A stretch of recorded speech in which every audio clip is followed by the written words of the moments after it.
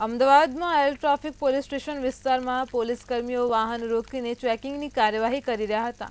આ દરમિયાન Swift car તપોવન circle તરફથી પસાર થતાં જ પોલીસ કર્મીઓએ તેને રોકી હતી અને ત્યારબાદ પોલીસથી વધુ પૂછપરછ કરતા આ શખ્સોએ જણાવ્યું હતું કે ગાડીમાં બેઠેલ હરચંદ રામ પુરોહિત જે મૂળ રાજસ્થાનના છે, કોલ્હાપુર રહેનારાનું અપહરણ કરીને અમદાવાદ લાવવામાં આવ્યા છે। તો પોલીસે ગાડીમાં બેઠેલા 4 શખ્સ દિનેશ પુરોહિત, મહેન્દ્ર પુરોહિત, સમીરારામ પુરોહિત અને સંજય મેઘવાલ તમામની અટકાયત કરી ગાડી પણ જપ્ત કરી લીધી છે। પોલીસે આ 4 આરોપી તથા તેમની કારને પન્હાળા પોલીસને સોંપવામાં આવ્યા હતા।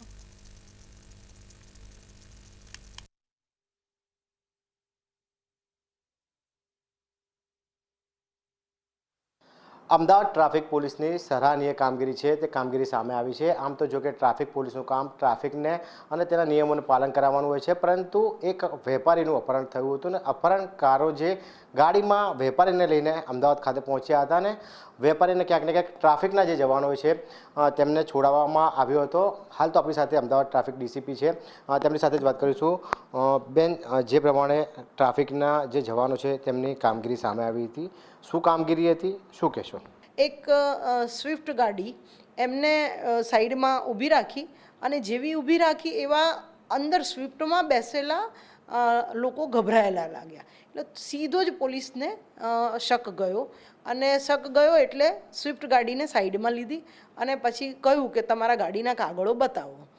એટલે ગાડીના કાગળો બતાવવાનું કહ્યું એટલે થોડાક વધારે ગભરાઈ ગયા અને પછી તરત જ એ લોકોએ એ સ્વિફ્ટ ગાડીનું ચેકિંગ ચાલુ કર્યું। તો સ્વિફ્ટ ગાડીમાં આગળ જ એ લોકોના બધાના મોબાઈલ સ્વિચ ઓફ એક જ ડિક્કીમાં, આગળની ડિક્કીમાં પડ્યા હતા, જેનાથી વધારે શક પેદા થયો।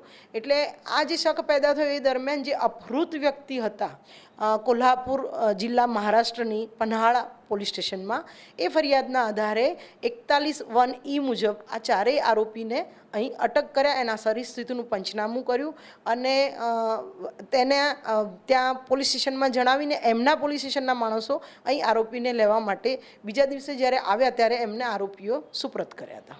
આ રીતનું સઘન ચેકિંગ કરી અને શકમંદ ઉપર આ રીતનું જે પૂછપરછ દરમિયાન જ એમને ખ્યાલ આવી ગયો કે આમાં કંઈક ઘટના બની છે, તો એ ખૂબ જ બિરદાવવા લાયક છે અને અમારા ટ્રાફિકના જવાનો આ જ રીતે સરાહનીય કામગીરી કરતા રહે એવું જ હું ઈચ્છું છું।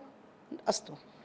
બિલકુલથી જો વાત કરવામાં આવે તો જે પ્રમાણે જે ટ્રાફિકના જવાનો છે તેમની સતર્કતાના કારણે ક્યાંક ને ક્યાંક એક વ્યક્તિ છે તે વ્યક્તિનો જીવ બચી ગયો હોય તેવું સ્પષ્ટપણે લાગી રહ્યું છે। એટલે કે કહી શકાય કે જે હવે ટ્રાફિકના જવાનો છે જે 12 કલાક રસ્તા ઉપર ઊભા રહીને જે જોબ કરતા હોય છે, તેમ પોતાની ફરજ છે તે ફરજ અદા કરતા હોય છે, તેને પણ ક્યાંક ને ક્યાંક સલામ છે।